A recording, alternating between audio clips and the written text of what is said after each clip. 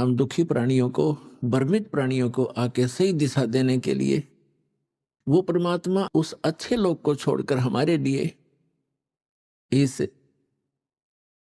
काल के लोक में आए, कसाई के बाड़े में आए, कसाई के लोक में आए और हमारे को यथार्थ ज्ञान देने की चेष्टा की। लेकिन हमने दीन दयाल बंदी छोड़ वृद्धतास कहा, जठरगनी प्रतिपाल। सतगुरु आए, दया करी, परमात्मा सतगुरु रूप में आए, हमारे ऊपर मेहर करी। ऐसे दीन दयाल, हमने कैसी भयंकर गलती कर रखी है पुण्यात्माओं, लेकिन ये दयालु गणे हैं। हम भरी थाली का ठोकर मार के आए हो आप, हम सभी नालायक हैं हम।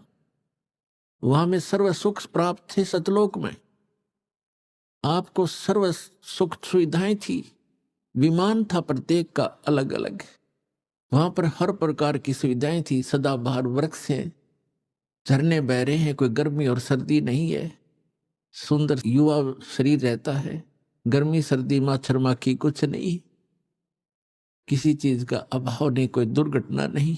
ऐसे सर्व सुख संपन्न लोग को छोड़कर इस काल के साथ यहां धक्के खाने आ गए। और आज हमारी क्या दुर्गति कर रखी है, कोई जीव सुखी नहीं। चाहे यहाँ प्रधानमंत्री बना बैठा हो, हर समय उसकी चिंता खत्म नहीं होती, टेंशन ग्रस्त रहता है। तो खा का ये जीवन, कहाँ जी रहे हम, कहाँ रह रहे हैं। सतगुरु आए, दया करी, ऐसे दीन दयाल और बंदी छोड़ वृद्धतास का, जठरग्नि प्रतिपाल। बंदी छोड़ माने इस काल की बंद से हम बंदी हैं, कैदी हैं, काल के कैदी हैं, और हम कर्मानुसार अपने दुख या भोग रहे हैं, क्योंकि कैद में किए हुए कर्म का ही दंड भोग रहा होता है। तो समर्थ आकर के हमें काल के जाल से छुड़वाकर सतलोक ले जाते हैं, अमरलोक ले जाते हैं। इसलिए वो बंदी छोड़ खाते हैं। अमर करूं सतलोक पठाऊं, ताते बंदी छोड़ कहाऊं।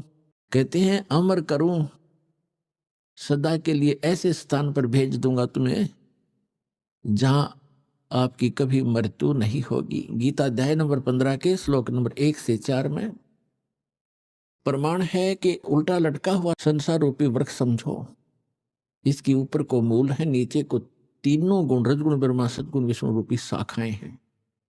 और जो संत इसके सभी विभाग बता देता है अलग अलग करके, स वेदविद, वो वेद के तात्पर्य को जानने वाला है, वो तत्वदर्शी संत है। और ये भूमिका परमात्मा ही कर सकता है तत्वदर्शी संत की, और कर नहीं सकते। तत्व का अर्थ है पूर्ण रूप से सत्य ज्ञान आधार से जो ज्ञान प्रचार करता है वो तत्वदर्शी होता है। यहाँ के ब्रह्मा जी को मालूम नहीं, कहता है मैं पता नहीं कहां से उत्पन्न हो गया और कौन मेरे जनक हैं। तो ब्रह्मा जी से ही ज्ञान आगे सबको प्राप्त है, इंक्लूडिंग विष्णु और शिव जी तक, उसी से ज्ञान प्राप्त है। तो उसके बाद कितने ऋषि महर्षि अपनी चतुरता दिखाते रहे, वो तत्वदर्शी कैसे हो सकते हैं। वो परमात्मा की एक प्रश्न का उत्तर नहीं दे पाए आज तक। सतयुग से लेकर कलयुग तक परमात्मा चारों युगों में आते रहे और यहाँ ज्ञान प्रचार करते रहे। प्रश्न किया करते हमारे धर्मगुरुओं से कि कौन ब्रह्मा का पिता है, कौन विष्णु की माँ, और शंकर का दादा कौन है, पंडित जी दो बताओ। ये ज्ञान का उत्तर ना देकर के उनके साथ झगड़ा ठाना करते थे। और इनको अजर अमर अविनाशी, इनका कोई जनक नहीं, सर्वेश्वर है, महेश्वर है, कालज्ञ है, मृत्युंजय है, ऐसे कहकर ये हमें भ्रमित किया करते थे। तो परमात्मा हमारे को यहाँ से काल के जाल से निकालने के लिए आते हैं। कहते अमर करूं सतलोक पठाऊं, ताते बंदी छोड़ कहाऊं। कर्मों के बंधन से हम यहाँ बंधे हुए हैं, हमारे इन बंधन को काटकर भगवान हमें मुक्त कराता है। तो तत्वदर्शी संत की भूमिका करने के लिए वो परमात्मा स्वयं ही आते हैं। और गरीबदास जी कहते हैं सतगुरु आए, दया करी, ऐसे दीन दयाल, बंदी छोड़ वृद्धतास का, जट से नहीं प्रतिपाल। तो गीता अध्याय नंबर 15 के श्लोक नंबर 1 से 4 में ये स्पष्ट किया, परमात्मा ने बताया है कि सभी विभाग बताए संसार रूपी वृक्ष के, कि अक्षर पुरुष एक पेड़ है, सरपुरुष वा की डार, इसको निरंजन ज्योति निरंजन भी कहते हैं। अक्षर पुरुष एक पेड़ है, सरपुरुष वा की डार, और तीनों देवा शाखा हैं ये पात रूप संसार।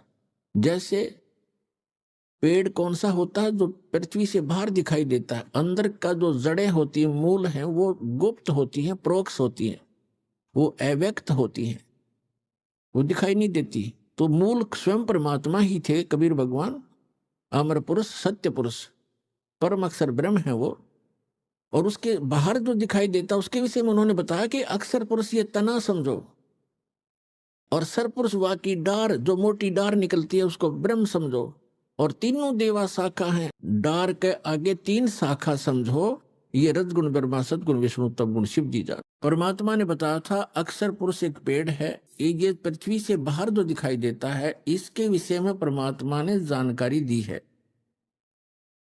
कि अक्षर पुरुष ये तना जो है ये तो अक्षर पुरुष है, और सरपुरुष वा की डार, और तीनों देवा शाखा हैं ये पात रूप संसार। ये तना तो अक्षर पुरुष है, ये सरपुरुष वा की डार, और तीनों देवा शाखा हैं, ये हम यहाँ हैं, ये पात रूप संसार। अब जड़ कौन है ये बताने के लिए इस दास को भेजा है कि ये परम अक्षर ब्रह्म है जो सबका पालन करता है, जो गुप्त है, प्रोक्ष है, पृथ्वी के अंदर समझो, यानी ऊपर के लोक हैं, सतलोक, अलखलोक, अगमलोक, अकह लोक, ये इससे ऊपर ऊपर का पुरुष नीचे का। और ये है कौन? अनंत कोट ब्रह्मांड का एक रति नहीं भारे, सतगुरु पुरुष कबीरे हैं ये कुल के सिरजनहारे। हम सुल्तानी नानक तारे दादू को उपदेश दिया, जात जुलाहा भेद न पाया ये काशी महे कबीर हुआ। तो ये है वो संसार रूपी वृक्ष।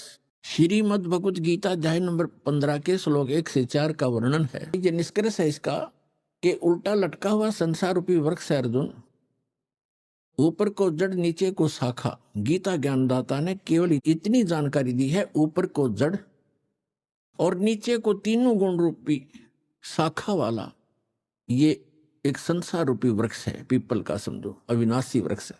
ऊर्ध्व मूलम अधः शाखम अश्वत्थम पराहु अव्यम, छंदासी यस्य पर्णानि यह तम वेद स वेदवित्। इसके सभी छंद, सभी विभाग जो जानता है, पत्तों समेत इसके सब छंद हैं। ऊपर को जड़ और नीचे को शाखा वाला ये संसार रूपी पीपल का अविनाशी वृक्ष समझो। इसके पत्ते आदि सभी छंद हैं, और जो इन सभी विभागों को जानता है, सब न्यारे न्यारे बताता है, स वेदवित्, वो तत्वदर्शी संत है। तो श्रीमद् भगवद गीता के इस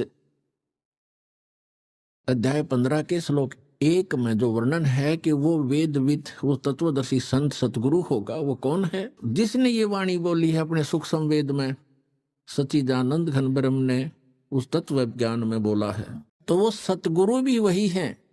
तुम साहेब तुम संत हो, तुम सतगुरु तुम हंस, गरीब दास तुम्हारे रूप बिना और न दूजा अंश। तुम साहेब तुम संत हो और तुम ही सतगुरु, सच्चा ज्ञान देने वाले अध्यात्म मार्ग का यह सर्व ज्ञान, और आप ही हंस हो, तुम ही सच्चे भक्त रूप में भी आप ही एक भूमिका करें।